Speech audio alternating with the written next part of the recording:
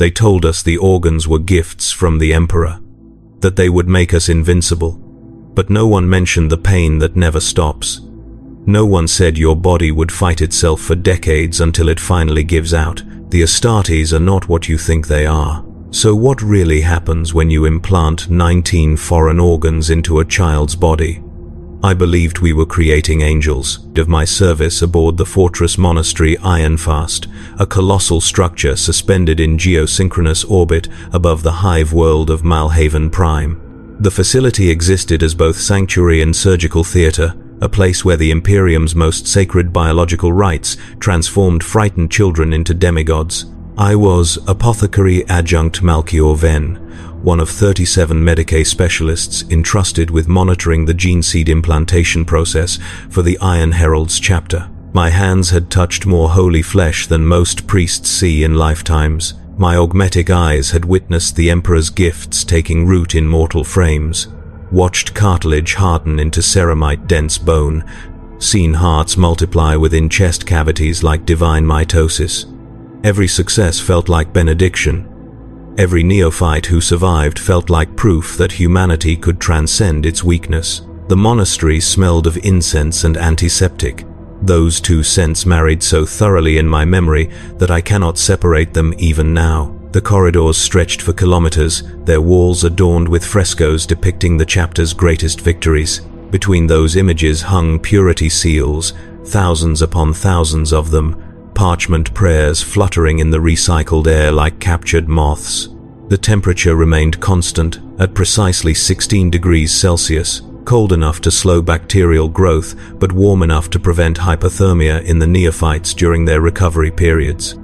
Every surface gleamed. Every tool received sanctification before use. We worked in chambers illuminated by argent lumens that never flickered, never dimmed, casting no shadows where doubt might hide. I wore robes of undyed linen beneath my Medicae apron, and my hands underwent purification rituals 3 times daily.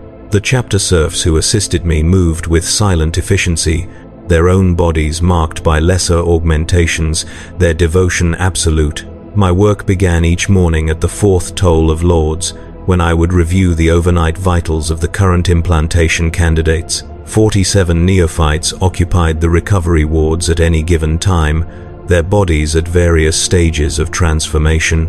Some bore only the secondary heart, that first gift pulsing beneath sternum scars still purple with healing. Others had progressed further, their frames expanding as the Ossmodula reshaped their skeletons, lengthening femurs and reinforcing spinal columns to support the weight they would eventually carry. The most advanced subjects lay in medically induced comas while their bodies adapted to the neuroglottis, the preomnor, the omophagea, organs with names that sang like hymns when I spoke them aloud. I moved between their beds with data slate in hand, recording heart rates and hormone levels, checking for rejection symptoms, adjusting nutrient drips that fed them a suspension of protein compounds and genetic catalysts. The youngest were barely 12 standard years old. The oldest had seen 15 summers before the recruiters found them. I remember Cadriel especially well, though I wish I did not. He arrived during the 3rd year of my posting, a boy from the ash wastes south of Hive Malhaven, where the wind scours flesh and the sky burns copper at noon. His screening tests had shown exceptional genetic compatibility with the chapter's gene seed lineage, a rare perfect match that occurred in perhaps 1 candidate per 1,000. The chaplain spoke of him as blessed. The tech marine who oversaw the gene seed vaults made the sign of the Aquila when reviewing his charts. I myself felt something close to awe when I first examined him, this thin creature with eyes the color of stone who looked at me without fear when I explained what would be done to his body. He nodded at each description. He asked no questions. When I finished, he simply said he was ready, and I believed him because I needed to believe that such readiness was possible. The first implantation proceeded without complication. The secondary heart took root within 18 hours, its beat synchronizing with his original organ in a rhythm that resembled sacred music when monitored through the auscultator. I watched the readouts with satisfaction bordering on pride, documented his vitals with meticulous care, and reported to the master apothecary that Cadriel was progressing ideally. Within a month, we implanted the Ossmodula, and his skeleton began its restructuring. He grew 7 centimeters in the first week. His voice deepened. His appetite became voracious, requiring us to increase his nutrient intake to 4,000 calories daily. He consumed everything without complaint, and when I asked if he experienced discomfort, he told me only that he felt purpose taking shape inside him. I recorded those words in my personal journal that night, believing them beautiful. The third implantation brought the first irregularity. The Biscopea, responsible for muscle development, should have integrated within 72 hours. The expected response involved accelerated protein synthesis and controlled myofibril hyperplasia, a process I had witnessed successfully in dozens of previous subjects. Cadriel's body began the transformation on schedule, his muscle mass increasing visibly hour by hour, but the metabolic readouts showed inconsistencies. His lactate levels spiked unexpectedly. His core temperature fluctuated outside normal parameters. When I examined him directly, he reported a sensation he described as fire beneath the skin, constant and spreading. I assured him this was within acceptable ranges, adjusted his pain suppressants, and noted the deviation in his file with the designation minor, because that was what the protocols demanded I call it. The Master Apothecary reviewed my report and concurred. We proceeded to the fourth implantation 2 weeks later.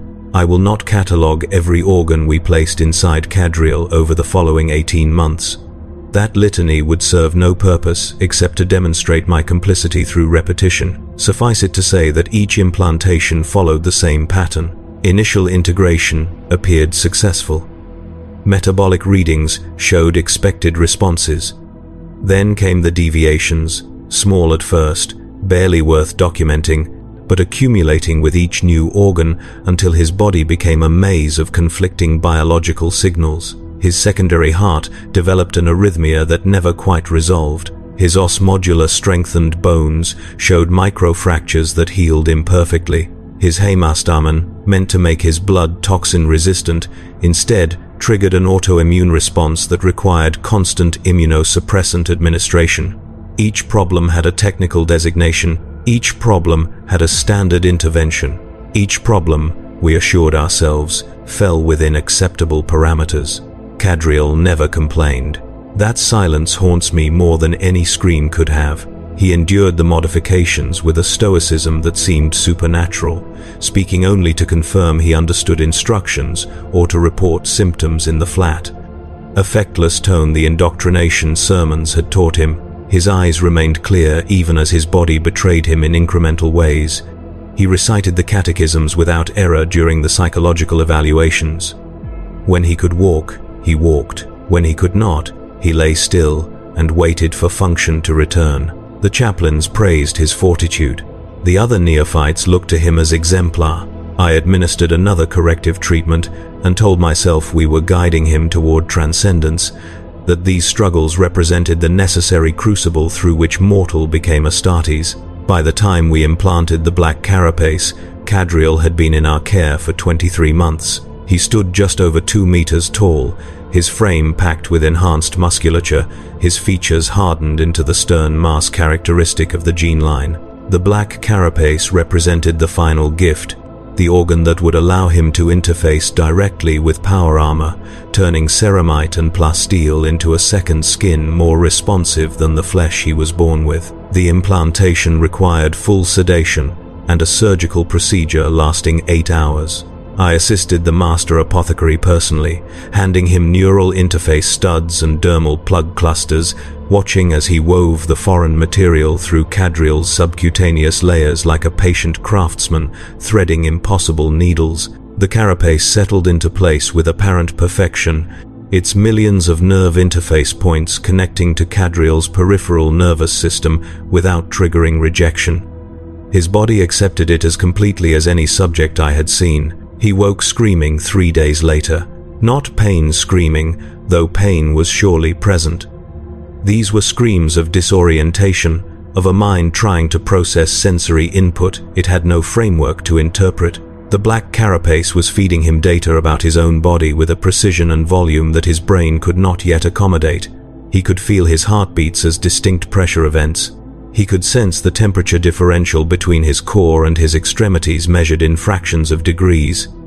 Every breath registered as expansion tracked across hundreds of discrete points. The sensation, he later tried to explain, was of becoming a stranger to himself, of being forced to experience his own biology as mechanical feedback. We sedated him immediately, reduced the carapace's sensitivity through manual calibration, and waited for adaptation to occur naturally. It never fully did. Cadriel achieved function. That must be stated clearly, because the official records would list him as a successful implantation, a neophyte who received all 19 gene seed organs and survived to join his chapter's ranks as a full battle brother. He learned to move in power armor, to fight with bolt rifle and chainsword, to recite the battle prayers and coordinate with his squad. He passed every trial the chaplains administered. He knelt before the chapter master and swore his oaths in a voice that did not waver. On the morning of his ascension ceremony, I watched him receive his final blessings and thought perhaps my doubts had been unfounded. Perhaps the human body, guided by the Emperor's genius, could adapt to anything given time and faith. Then I saw his hands shake when he thought no one was watching. It was a small thing, barely noticeable, the kind of tremor that could be attributed to fatigue or cold. But I had examined those hands countless times, knew their baseline function intimately, and recognized that this tremor originated deeper than muscle. It came from his nervous system struggling against the foreign architecture we had grafted onto it, a constant, low-level conflict between what his body was and what we had forced it to become. I said nothing. The moment passed. Cadriel joined his squad and shipped out to the Golgotha sector, where the chapter was prosecuting a campaign against Orc raiders. I filed my final report on his case, noting successful integration of all organs, and moved on to the next group of neophytes requiring my attention. 6 months later, I accessed the casualty logs and found Cadriel's name. He had died during a boarding action, killed when a power claw tore through his torso armor and pulped his primary organs beyond even Astartes' resilience. The after-action report praised his bravery, noting that he had held a critical corridor alone for nearly 4 minutes while his squad repositioned. His gene seed was recovered intact and returned to the vaults for implantation in future aspirants. The chapter's reclusium held a memorial service. His name was added to the rolls of honored dead, one more warrior soul commended to the Emperor's side. Standard procedure. Acceptable losses. The Imperium's engines continued turning.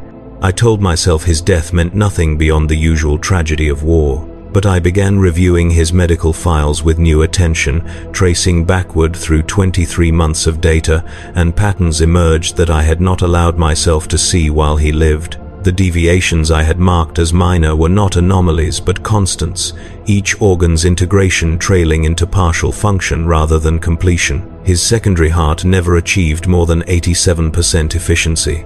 His Ossmodula never ceased causing microfractures, meaning his bones were simultaneously harder and more brittle than baseline human skeletal structure. His Biscopea enhanced muscles required continuous elevated caloric intake to prevent catabolism, making him dependent on supply lines in a way that pure baseline humans were not. The Black Carapace had integrated structurally but never stopped generating low-level sensory confusion, forcing his brain to constantly filter and reinterpret his own proprioception. He had functioned, yes, but at what cost?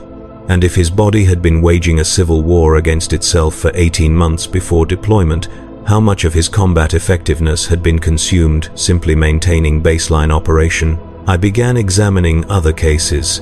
The archives granted me access to 17 years of implantation records, thousands of neophytes processed through iron-fast surgical theaters. I requested permission to analyze them under the justification of improving success rates, a goal no one could oppose. The master apothecary approved my research with barely a glance, likely grateful that someone was willing to perform the tedious work of data compilation. I established a private workspace in one of the lower Medicae levels, a chamber small enough that the ventilation system's hum provided constant acoustic cover. There I assembled files, cross-referenced surgical notes with long-term health monitoring data, tracked survival rates, and combat performance metrics. The work consumed me. I slept 4 hours per cycle and dreamed of nothing but spreadsheets and biological schematics. I lost weight. My hands developed a tremor of their own. The data painted a portrait I lacked the courage to fully acknowledge for months. Of the 2,341 neophytes who had entered the implantation process during the 17-year period I studied, 1,892 had survived to become full battle brothers. That represented an 81% success rate, a figure the chapter celebrated as evidence of the Emperor's favor and the purity of their gene seed line. But when I tracked those survivors forward through their service records, I found that their average combat lifespan was just under 11 years. 11 years from final implantation to death or catastrophic injury requiring extensive augmetic reconstruction. That figure seemed impossibly low compared to the heroic narratives I had been raised on, stories of Astartes serving for centuries, accumulating honors and wisdom like mortal men accumulated scars. I began investigating individual cases, searching for commonalities. Battle brother Cormac, elevated at age 16, killed in action at age 29 during an assault on a chaos-held shrine world.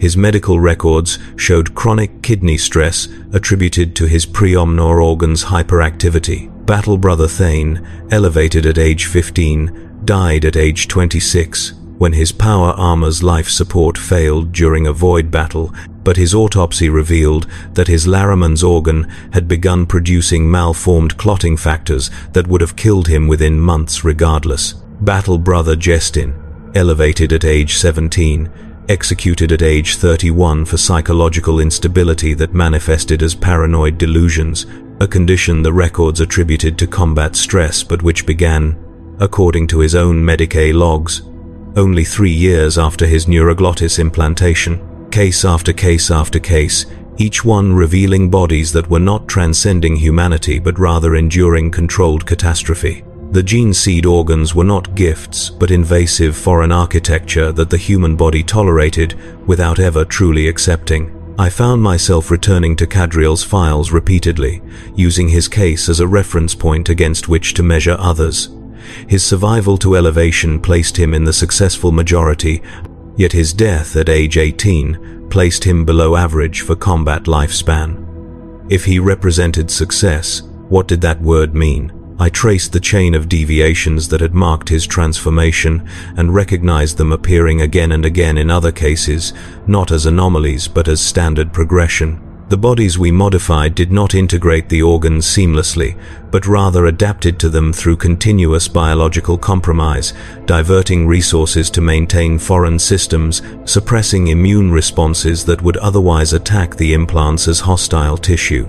We were not creating supermen but fashioning human bodies into something that resembled superhumanity while remaining fundamentally strained. The Black Carapace troubled me especially. Every technical manual described it as the ultimate enhancement, the crowning glory that allowed an Astartes to merge consciousness with his armor, achieving reaction speeds and combat coordination impossible for baseline humans. But the more I studied long-term monitoring data, the more I realized the Carapace was not optional augmentation but necessary compensation. Astartes' bodies, restructured and burdened with 18 other organs, became too metabolically complex and neurologically reconfigured to function optimally without the armor's support systems.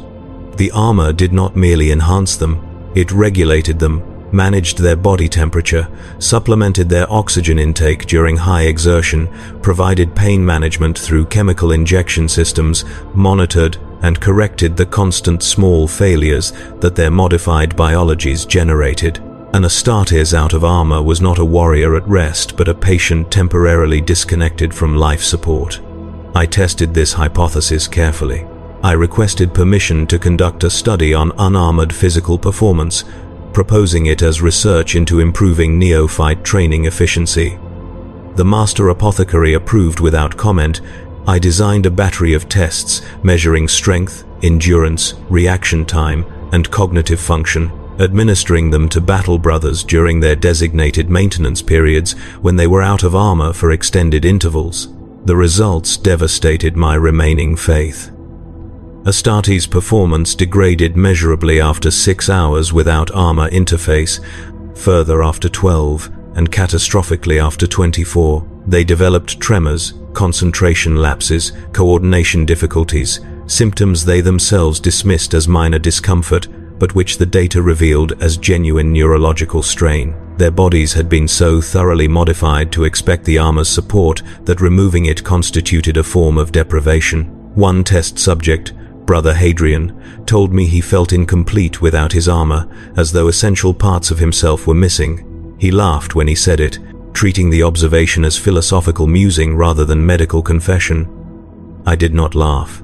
I recorded his statement verbatim and added it to the growing collection of evidence that the chapter's greatest warriors were not free beings but dependents, biologically shackled to the very equipment meant to liberate their potential. I began noticing things I had trained myself to ignore. The way battle brothers moved with slight stiffness when unarmored, their enhanced frames not quite coordinating smoothly without the armor's neural feedback. The way they consumed double or triple normal rations, their metabolisms burning through nutrients at rates that made extended operations without supply lines genuinely dangerous. The way their eyes sometimes showed a flatness during psychological evaluations, effect blunted by the neurological modifications and the constant indoctrination required to keep them functional. These observations accumulated in my private notes like evidence at a trial no one would ever convene. I became meticulous about documentation, recording not just what the data showed but what it implied, building toward a conclusion I still hoped to avoid. The fortress monastery felt different to me now, its sacred spaces transformed into something more sinister. I walked the same corridors but saw them as arteries feeding a machine that consumed children and produced weapons, reliable but limited, effective but compromised. The purity seals no longer seemed like prayers but like apologies or perhaps warnings. The chapter serfs who had once appeared devoted now looked to me like enablers, participants in a process they did not understand but perpetuated through obedience. Even the other apothecaries, men I had worked alongside for years, began to seem either willfully blind or knowingly complicit. I spoke to none of them about my research, sensing that such conversations would lead to intervention rather than investigation. I was not wrong to fear that outcome. During the 14th month of my private study, I received a summons to the Master Apothecaries' sanctum, a chamber near the gene seed vaults where the chapter's senior Medicae staff gathered for quarterly reviews. I had attended such meetings many times before and expected routine discussions of supply requisitions and neophyte mortality rates. Instead, I found the Master Apothecary waiting alone, his augmetic eyes glowing faintly in the chamber's dim illumination. He gestured for me to sit, and I obeyed, noting the way his mechadendrites coiled against his spine like serpents preparing to strike. His expression revealed nothing, his face a mask of grafted flesh and exposed metal that had long since forgotten how to convey warmth. He asked about my research. I explained that I was analyzing long-term implantation outcomes, searching for patterns that might improve success rates and reduce complications. All true statements, though incomplete. He listened without interrupting, his mechadendrites occasionally twitching in what might have been thought or calculation. When I finished, he remained silent for nearly 30 seconds, a pause so extended that I began to doubt he had heard me. Then he spoke, his voice modulated through a vox grill that removed all inflection, rendering his words as pure information without emotional context. He told me that many apothecaries before me had conducted similar research, that the patterns I was discovering were neither unknown nor unexpected, and that my findings, while accurate, lacked proper context to be interpreted correctly. I asked what context would make the data appear different. He explained that the gene seed organs were never intended to create perfection, but rather to create function sufficient for purpose. The Imperium faced threats that would exterminate humanity within generations if left unopposed. The Astartes existed to buy time, to hold lines that conventional humans could not hold, to endure battles that would break mortal soldiers in minutes. Their enhancement was not about transcendence, but about meeting specific tactical requirements at acceptable cost. The fact that their bodies endured continuous stress was intentional, a design feature rather than a flaw. because warriors who felt no discomfort became complacent, while warriors in constant low-level distress maintained combat readiness through sheer biological imperative. The organs were calibrated to produce soldiers who would fight until destroyed, not because they were indoctrinated into fanaticism, though that helped, but because their bodies literally could not sustain themselves any other way. The gene seed did not elevate them beyond humanity.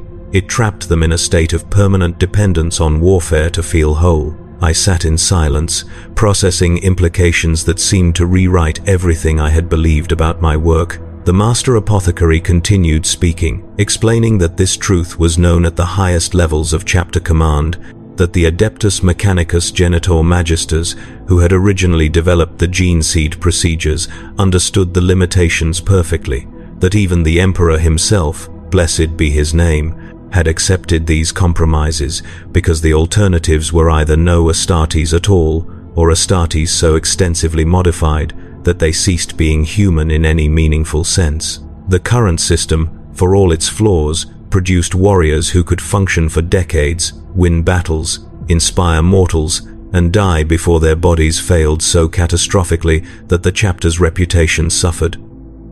It was, he said, an elegant solution to an insoluble problem. I asked if the Astartes themselves knew. He told me that they knew what they needed to know, that the indoctrination processes and psychological conditioning ensured they interpreted their discomfort as virtuous suffering, proof of the Emperor's testing rather than evidence of biological compromise. They believed themselves chosen. They believed their pain meaningful.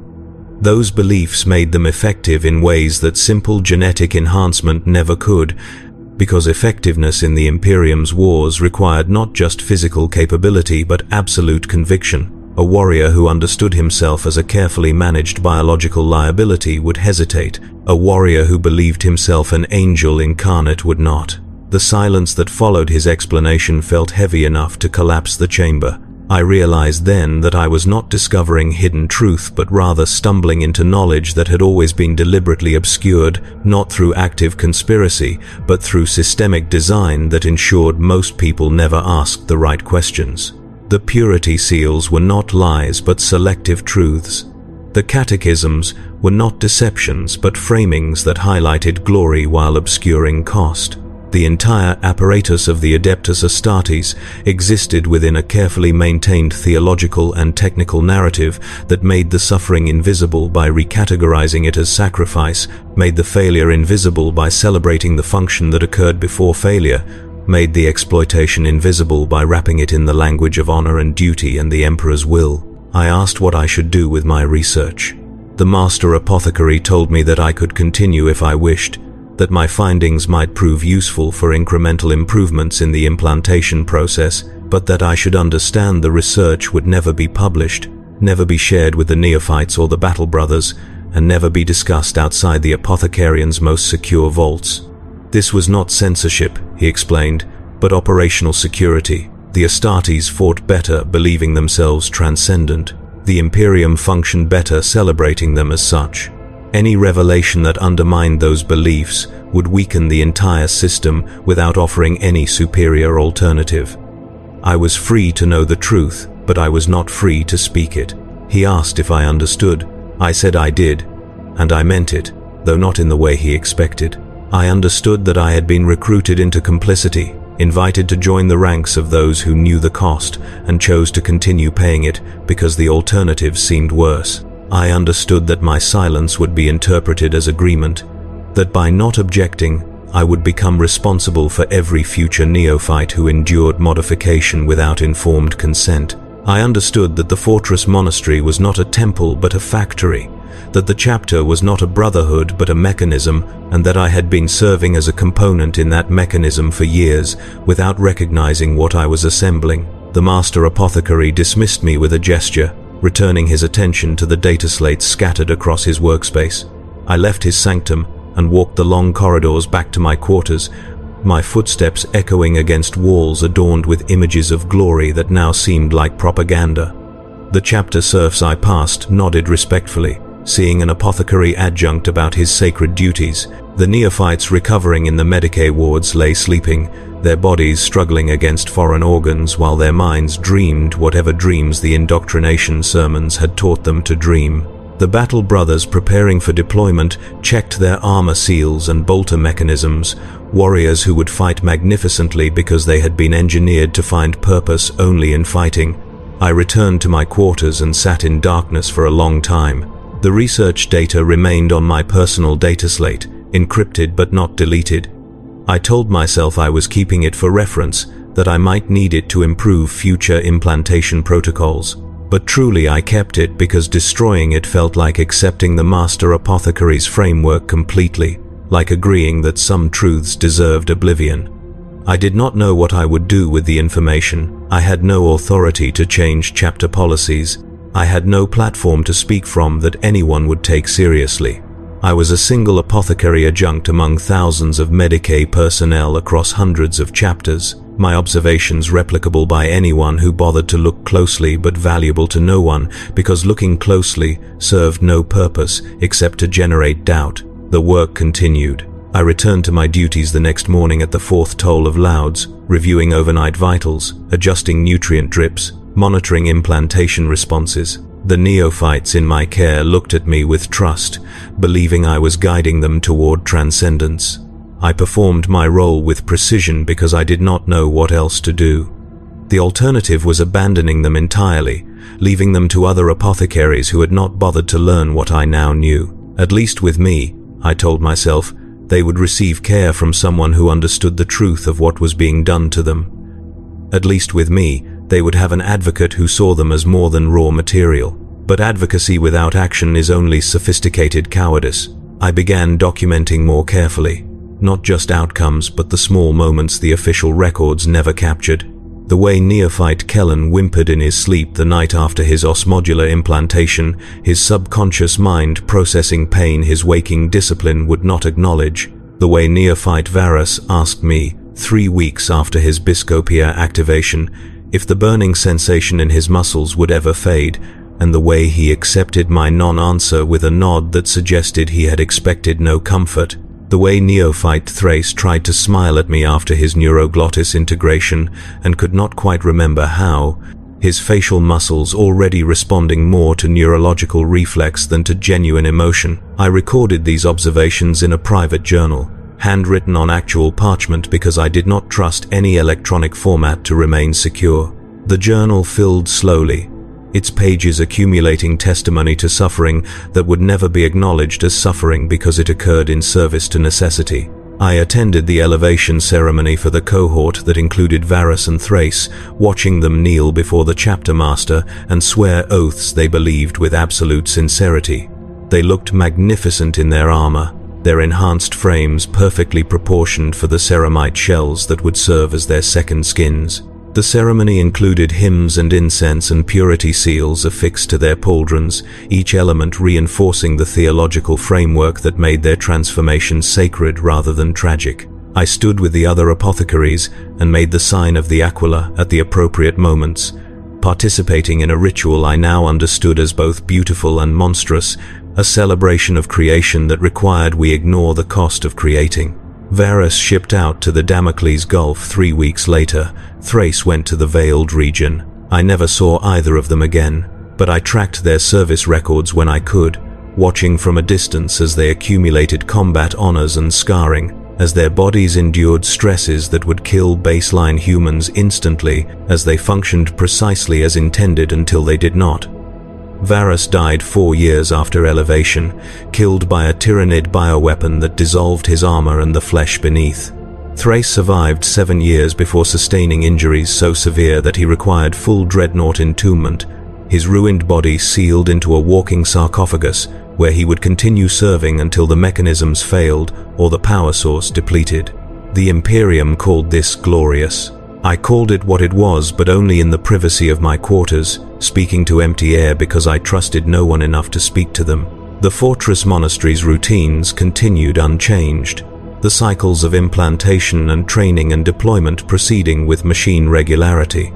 I performed my duties efficiently, earned commendations for my low complication rates, and was eventually promoted to senior apothecary adjunct with expanded supervisory responsibilities. The promotion came with access to deeper archives, clearance to review chapter records dating back centuries, and invitations to councils where strategic decisions were discussed. I accepted the promotion because refusing would have drawn attention, and because some part of me hoped that greater access might reveal something I had missed, some piece of context that would make the horror tolerable. I found only more horror, more refined, and more extensively justified. The archives contained treatises by long-dead apothecaries who had documented the same observations I had made, who had traced the same patterns of biological compromise, who had reached the same conclusions about the gene seed organs creating dependence rather than transcendence. Their work included detailed proposals for alternative enhancement methodologies, suggestions for less invasive augmentation procedures, recommendations for reducing the indoctrination's psychological damage. Every proposal had been reviewed and rejected, not because they were technically flawed, but because they would have reduced combat effectiveness by margins measured in percentage points. The current system, for all its cruelty, produced warriors who won battles at acceptable loss rates. The proposed alternatives would have produced healthier warriors who won fewer battles or required longer training periods, or retained too much psychological independence to function in the Imperium's command structures. The system was not broken, it was optimized. I read those ancient treatises in a state approaching numb acceptance, realizing that even my rebellion was unoriginal, that I was simply the latest in a long chain of apothecaries who had looked clearly at what we did and found it unconscionable, only to discover that our consciences mattered less than strategic necessity. The Imperium did not require our approval, only our compliance. We could document the truth in private archives if that helped us sleep, but the neophytes would continue arriving, the implantations would continue proceeding, and the battle brothers would continue dying after their prescribed service intervals, regardless of what we knew or felt about the process. I began to understand why so many apothecaries requested transfer to combat duty. It was easier to die serving the machine than to continue maintaining it while knowing what it truly was.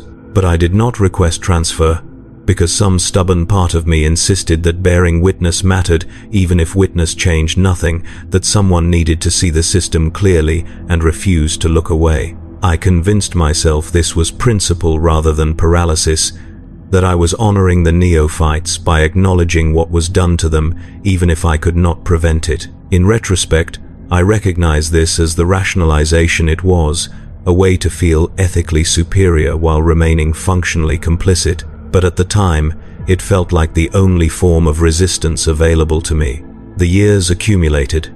I supervised the modification of hundreds more neophytes, refined techniques that reduced complication rates by fractions of a percent, trained junior apothecaries in procedures that would perpetuate the system after I was gone. I became very good at my work, efficient and precise. The kind of Medicae professional the chapter could rely upon absolutely. My hands did not shake when I implanted organs. My voice did not waver when I explained procedures to frightened children. I performed each act with the detachment necessary to perform it well, and somewhere in that process I became the thing I had once judged, a knowing participant who had learned to function despite understanding.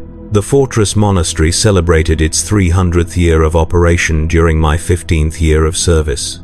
The anniversary included ceremonies and declarations, speeches about the thousands of warriors elevated within these walls, tributes to the Emperor's vision and the chapter's dedication. I attended the celebrations and made appropriate responses when addressed, playing my role in the theater of institutional continuity. No one mentioned the thousands who had died during that same period. No one calculated the average lifespan or tracked the patterns of organ failure. The narrative focused exclusively on glory achieved and threats overcome, as though the costs were irrelevant compared to the outcomes. Perhaps they were irrelevant. Perhaps I was simply too weak to accept that some goods require terrible prices, that the Imperium's survival justified methods that would horrify anyone who examined them closely. Perhaps the master apothecary was right, that my research lacked proper context, that I was measuring the system against ideals rather than against the alternatives. The galaxy was genuinely hostile. Humanity was genuinely threatened. The Astartes genuinely held lines that mortals could not hold. If the price of that capacity was continuous suffering endured by men who had been engineered to interpret their suffering as purpose, then perhaps that price was acceptable. Perhaps my discomfort was the luxury of someone who had never stood on those lines, who had never seen what would happen if the Astartes were not there. But I could not make myself believe that justification. I tried. I constructed arguments in my mind, marshaled evidence, attempted to reason my way into acceptance. But every time I approached conviction, I would remember Cadriel's hands shaking, or Varus asking if the burning would fade, or Thrace's smile dying on his face, and the justifications would collapse under the weight of specific remembered suffering. The strategic necessity was real, but so were the children we modified, and I could not make myself believe that the former reality cancelled the latter. So I continued bearing witness, documenting in my private journal, maintaining the research data that served no purpose except to remind me that someone knew, someone saw, someone refused to pretend the system was anything other than what it was. The crisis came unexpectedly, as crises often do. A neophyte named Severin, 17 years old, in the final stages of implantation, woke from sedation during a Black Carapace integration procedure. Waking mid-procedure should have been impossible given the anesthetic protocols we employed, but Severin's metabolism had developed an unusual resistance to the compounds, likely a side effect of his preomna organ's hyperactivity.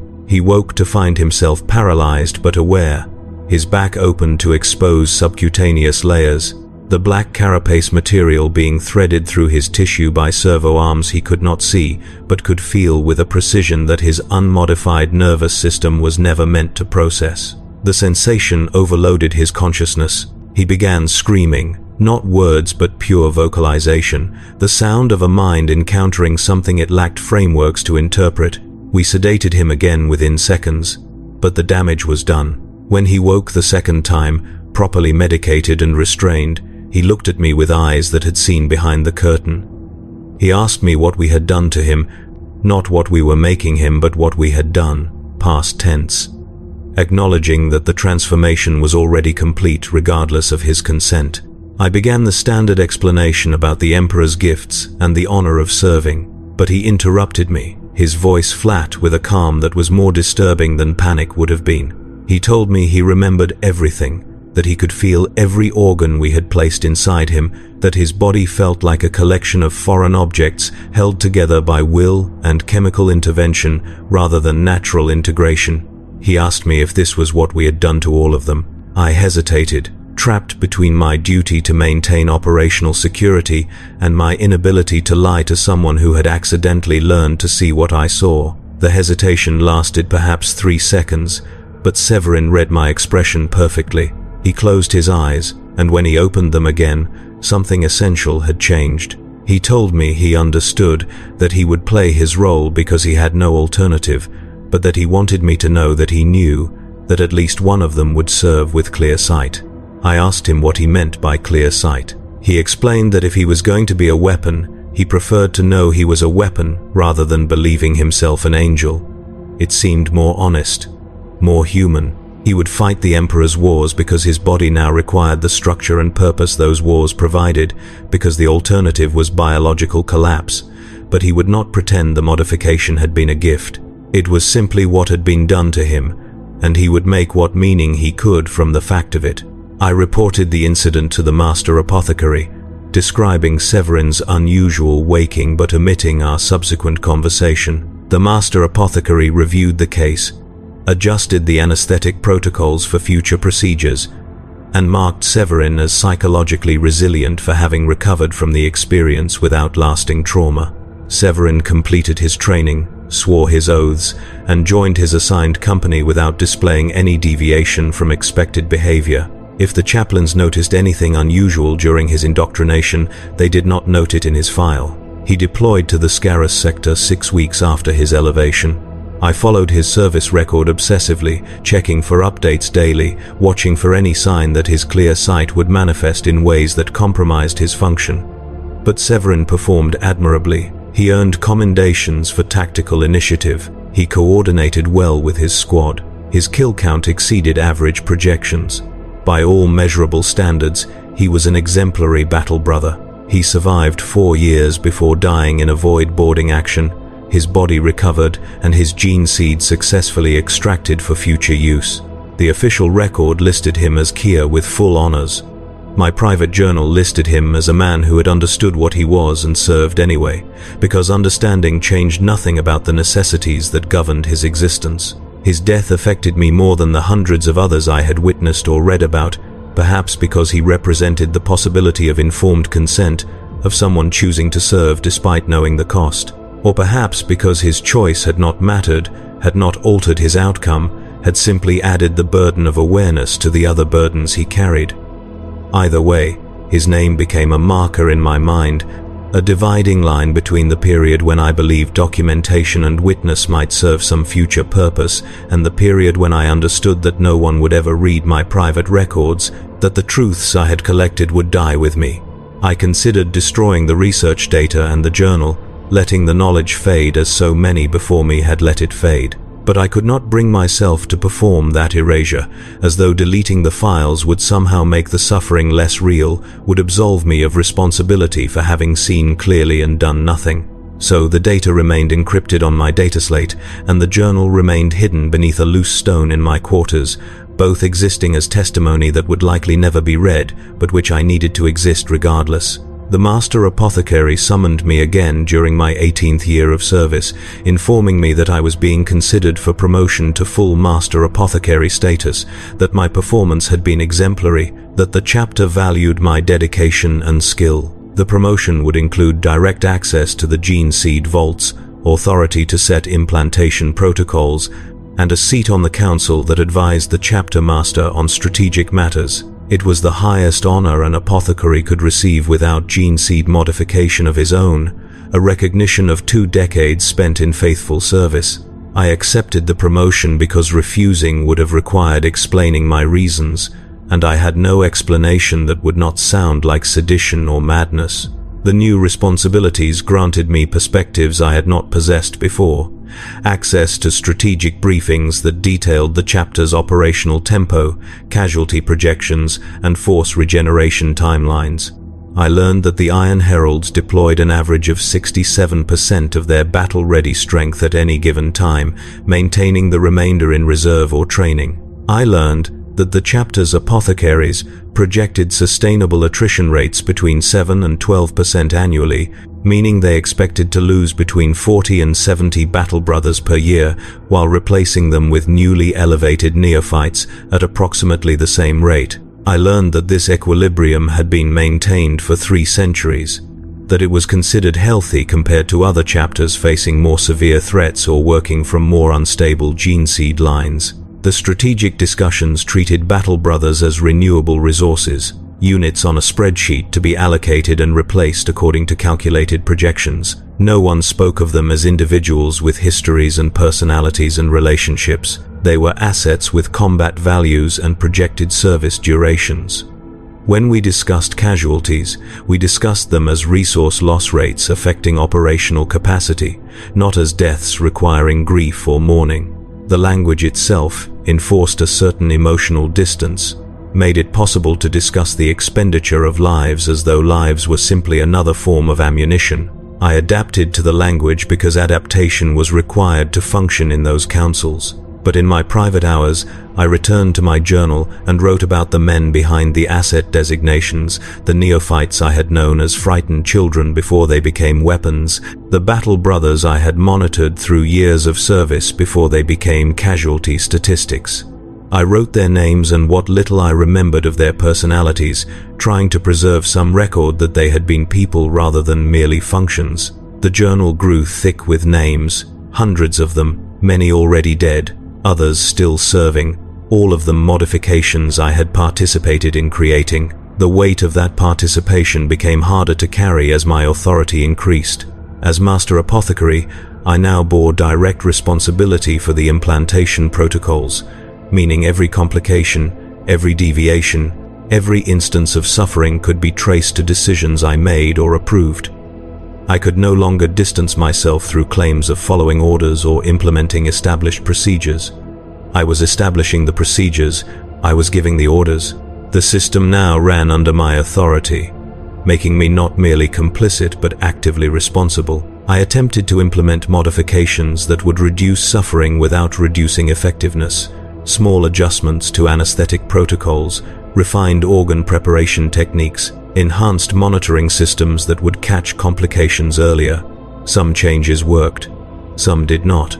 All of them, even the successful ones, constituted minor variations on a fundamentally unchanged process. The neophytes still endured transformation they did not fully understand. The organs still integrated imperfectly. The battle brothers still died young. My reforms achieved nothing except allowing me to believe I was trying. The chapter master noticed my efforts and commended them during a council meeting, praising my dedication to improving the sacred work of creating the Emperor's warriors. His commendation felt like indictment. I smiled and made appropriate responses, and later that night I sat in my quarters, staring at the hidden journal and wondering if I had become the master apothecary who had first explained to me that the system was optimized, that all its cruelties were calculated necessities. That knowledge changed nothing about what we were required to do. Perhaps every generation of apothecaries followed the same trajectory. From idealism, through discovery, to complicity, to justification, each believing ourselves unique in our understanding, while simply repeating patterns established centuries before.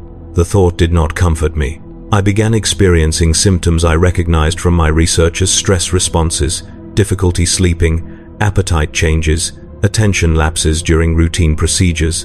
I submitted myself for medical evaluation, was prescribed standard anxiolytic compounds, and told the evaluating Medicae that the pressure of my new responsibilities was simply requiring adjustment. All true statements, though incomplete. The Medicae accepted my explanation without question, adjusted my prescriptions, and cleared me for continued duty. I continued functioning, performed my role efficiently, and learned to compartmentalize more effectively, walling off the parts of my awareness that questioned what I did so they would not interfere with the doing.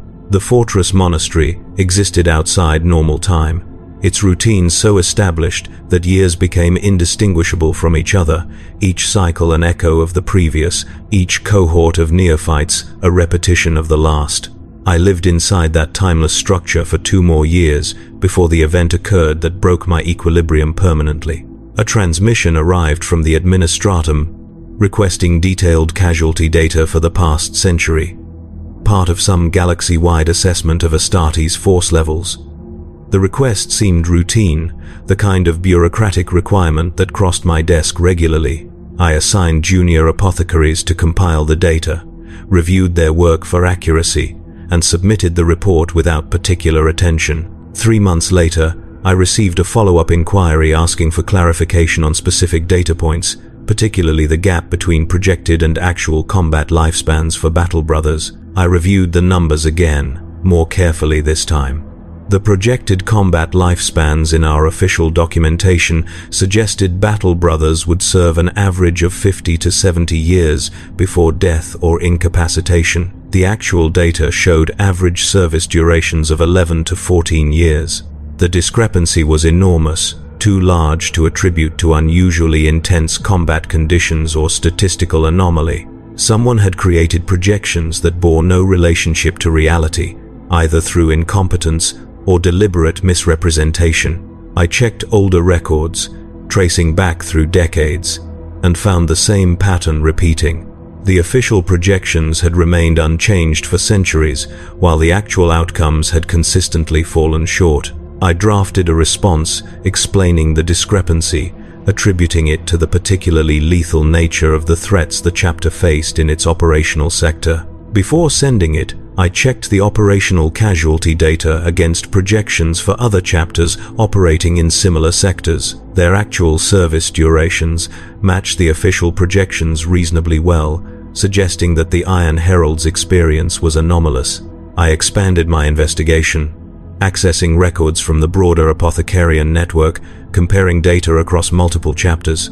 The pattern that emerged horrified me precisely because it was not consistent. Some chapters achieved combat lifespans matching or exceeding projections. Others, like the Iron Heralds, fell dramatically short. The difference correlated not with combat intensity or threat level, but with something else, something I could not initially identify. I spent weeks analyzing the data, searching for commonalities among the chapters with abbreviated lifespans, until I found it.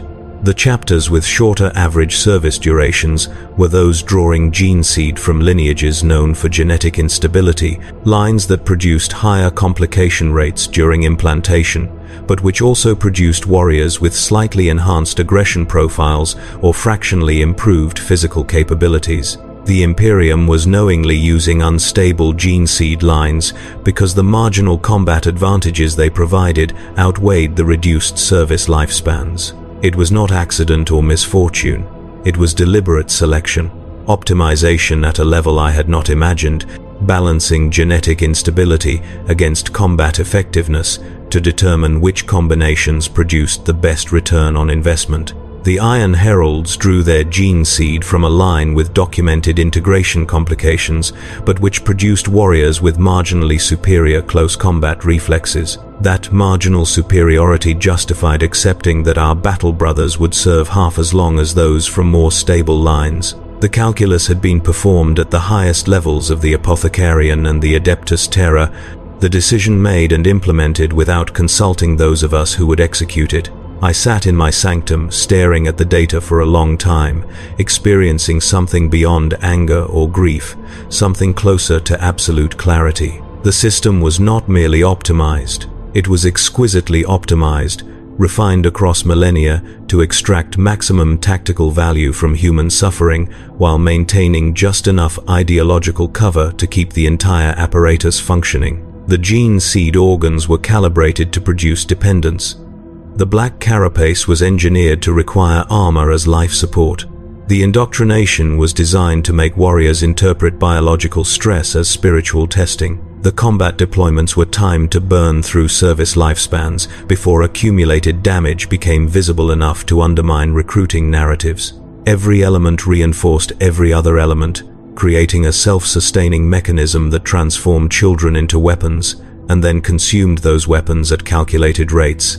And I, Master Apothecary of the Iron Heralds, architect of protocols that thousands of neophytes would endure, was not simply complicit in that mechanism, but essential to its operation. The realization arrived with a strange calm, as though I had been waiting for it, as though some part of me had always known that my research would eventually lead here, to this recognition that there was no innocence available, no position from which I could claim to be working within a broken system to reform it.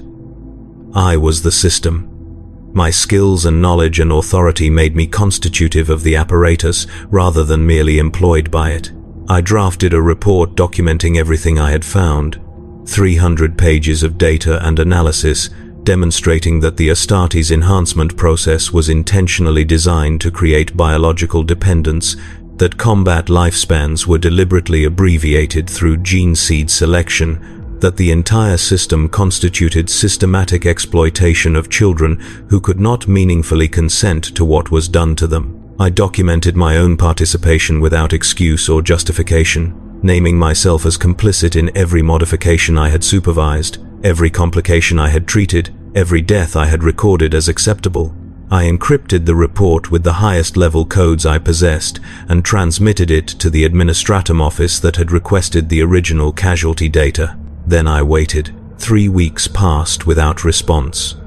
During that time, I continued my duties normally, supervised implantations, trained junior apothecaries, attended councils. No one treated me differently. No one indicated they knew what I had done. I began to wonder if the report had been intercepted or simply ignored, filed away in some archive where uncomfortable truths went to die.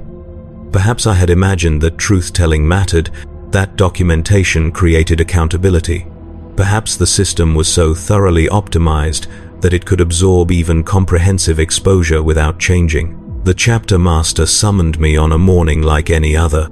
His sanctum occupied the highest level of the fortress monastery, a chamber with viewports overlooking Malhaven Prime's Terminator line, the boundary between day and night perpetually visible as a curved shadow crossing the planet below. He stood at those viewports when I entered, his massive frame silhouetted against the planet's reflected light. He did not turn as I approached. He simply spoke, his voice carrying the augmented resonance that all Astartes' voices carried, pitched to carry across battlefields and through vox corruption. He told me that he had read my report, not the administratum then. Someone in that organization had forwarded it directly to the chapter, likely flagging it as potentially seditious material requiring command attention. The chapter master explained that my research was accurate, that my conclusions were essentially correct, that I had understood the gene seed process more completely than most apothecaries ever did. He acknowledged that the system created suffering, that it exploited the neophytes, that it consumed battle brothers at rates calculated to maximize tactical utility regardless of individual cost. Then he asked me what I thought should be done differently. The question surprised me enough that I hesitated before answering. I had expected condemnation or dismissal, not engagement. I explained that informed consent seemed impossible given the neophyte's age and circumstances, that the psychological pressure and indoctrination made genuine choice unavailable, that any ethical system would require radical transparency about risks and outcomes. The chapter master nodded, still facing the viewport. He asked if I believed the Imperium could survive without the Astartes. I admitted I did not. He asked if I believed any other system could produce warriors capable of holding the lines the Astartes held. I admitted I could not imagine one. He told me that my honesty was commendable but my implications were paralyzing. If the system was unethical but necessary, and if no alternative existed that would preserve the Imperium's survival, then ethics became a form of suicide. We could acknowledge the horror of what we did, could document it meticulously, could ensure that someone knew the true cost, but we could not stop doing it unless we were willing to accept humanity's extinction as the price of our principles. He asked if I was willing to pay that price. I told him I did not know. He told me that not knowing was itself an answer, that if I could not confidently choose extinction over exploitation, then I had already accepted that the system, for all its horror, was the least terrible option available. He turned from the viewport finally, his gene-enhanced face unreadable behind the expression of stern authority all chapter masters seemed to wear. He told me that I would continue serving as master apothecary, that my skills were too valuable to lose over philosophical objections, that the chapter needed me regardless of what I believed about the work. He told me that my report would be archived but not shared, that the truths I had documented would remain known to the command structure but hidden from the battle brothers and neophytes. He told me that this was mercy rather than cruelty, that warriors who believed themselves angels fought better than warriors who understood themselves as biological liabilities, that the tactical advantage gained from that belief was measured in lives saved rather than merely battles won. He told me that I would learn to live with what I knew, as he had learned, as every chapter master and master apothecary eventually learned, because the alternative was abandoning the position to someone less knowledgeable, someone who would perpetuate the system without even understanding its costs. I was being offered complicity with awareness, as though that was somehow superior to complicity without awareness. I asked him how he lived with it. He told me that he did not live with it so much as live inside it, that the knowledge became part of the background radiation of existence, always present but low level enough that you could function despite it. He told me that he focused on the individual battle brothers under his command, tried to honor their service by using them strategically rather than spending them wastefully, worked to ensure their sacrifices achieved objectives worthy of the cost. He told me it was not enough, but it was what he had, and that perhaps I would find similar accommodations. He dismissed me without ceremony, returning his attention to the viewport and the planet turning below. I left his sanctum understanding that I had been given a choice that was not really a choice, that I could continue serving with full knowledge of what I was participating in, or I could resign and watch someone else serve without that knowledge. Neither option changed anything about what would happen to the neophytes. Neither option reduced the suffering or altered the system's fundamental structure. The only variable was whether I would be present, documenting and witnessing, or absent, preserving my conscience at the expense of whatever marginal good I might do through continued presence. I chose to stay, not because I believed it was right, but because leaving felt like cowardice disguised as principle, like I would be abandoning the neophytes to protect myself from complicity I had already earned. If I was going to be responsible for their modification, I wanted to be present for it, to see clearly what I was doing rather than delegating that sight to someone more willing to accept the official narratives. It was not heroic. It was not even particularly principled. It was simply the choice that seemed less contemptible than the alternative. I continued serving as Master Apothecary for 3 more years. During that time, I supervised the modification of 217 neophytes, 173 of whom survived to elevation. I implemented every marginal improvement I could design, refined every protocol that showed promise, pushed for every small mercy the system would accommodate. My complication rates remained among the lowest in the chapter. My neophytes recovered faster and showed better initial adaptation than those processed by other apothecaries. The command structure praised my work. The junior apothecaries studied my techniques. I became quietly famous within the Apothecarian as an exemplar of the craft, and every night I returned to my quarters and added names to the journal, documenting who they had been before we modified them, what small details I could remember of their personalities, what I knew of how they died when the casualty reports arrived. The journal became a manuscript of witnessing, thick with names and observations, a record that no one would read but which I needed to exist as evidence that someone had seen, someone had known, someone had refused to pretend the costs were anything other than what they were. The fortress monastery felt different to me in those final years. Its sacred spaces transformed into something approaching honest. I saw it as a factory processing human raw material into military hardware, and I accepted that seeing without flinching, without the comfort of euphemism or theological justification. The purity seals became inventory markers. The catechisms became quality control protocols. The Battle Brothers became products with operational lifespans measured against input costs. The clarity was almost liberating in its bleakness, as though accepting the horror completely was less exhausting than constantly fighting against recognition. I do not know if this represented wisdom or simply exhaustion.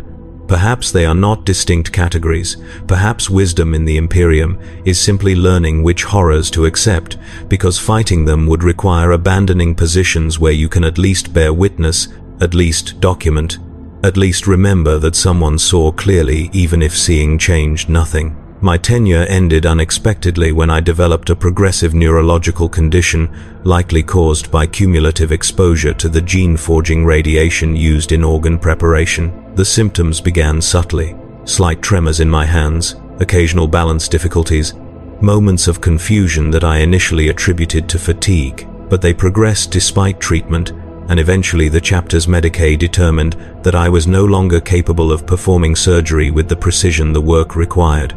I was retired with honors, granted a sinecure position advising on theoretical improvements to implantation protocols, and eventually transferred to a scriptorium facility where I could serve by documenting procedures for future generations. I remain there now, in a small chamber with a desk and a data terminal, recording technical manuals that someone else will implement in surgical theaters I will never see again. My hands shake constantly now. My vision blurs if I read for more than a few hours. I sleep poorly and remember too much. The journal remains hidden among my possessions, moved from the fortress monastery to this new posting without ever being discovered. I add to it still, documenting not new cases but memories of old ones, trying to preserve some record before the neurological decay progresses to the point where I can no longer write coherently. This account represents that effort, a comprehensive statement of what I learned and what I did and what I failed to do, meant for no audience except perhaps myself, or perhaps the Emperor, if he ever existed and if he cares about such testimonies. I do not know if I was right to stay, or right to document, or right to participate in a system I found monstrous. I do not know if the chapter master's arguments justified the exploitation or merely rationalized it. I do not know if the Imperium truly needs the Astartes as they currently exist, or if alternatives might be possible in a political structure less committed to its established methods. I know only what I saw and what I did, and that neither knowledge nor guilt changed anything about the children who continue arriving at fortress monasteries across the galaxy, continue enduring modification they cannot meaningfully refuse, continue becoming warriors who will burn through abbreviated lifespans, believing themselves angels when they are truly only weapons calibrated to break on schedule. That is the truth behind the gene seed organs, behind the sacred enhancement that transforms humanity into something simultaneously more and less than human. They do not create transcendence, they create dependence. Exploitation dressed in theological language and strategic necessity, suffering made invisible by recategorizing it as sacrifice. The Space Marines are not humanity's saviors, but its children, cannibalized in a process that seems glorious only because we have agreed collectively not to look at it too closely, not to ask too many questions about what the angels feel inside the armor, not to count too carefully how long they survive or what their bodies endure in the years between modification and death. I looked closely. I asked questions. I counted carefully, and I learned that the Imperium, for all its rhetoric about human transcendence and the Emperor's vision, treats its greatest warriors as carefully managed biological liabilities, resources to be optimized and expended according to projections calculated in the Apothecarian vaults and the administratum offices, their suffering acknowledged by those who need to know but hidden from those whose belief makes them effective. This is not revelation. This is simply documentation, one apothecary's account of what he saw when he bothered to see, preserved in case someone someday cares enough to read it, though I suspect no one will. The system does not require understanding to function. It requires only compliance, which it receives in abundance, and silence, which it enforces through the simple expedient of making truth too terrible to speak without consequence. I have spoken it anyway, here in this document, for whatever that is worth. Perhaps nothing, perhaps everything, perhaps simply the only form of resistance available to someone who cannot change the system but refuses to pretend it is anything other than what it truly is, a magnificent and monstrous apparatus that grinds children into angels and calls the grinding sacred. That is what I learned in the gene forges of the Iron Heralds. That is what I carry now, in the years remaining to me. That is the truth.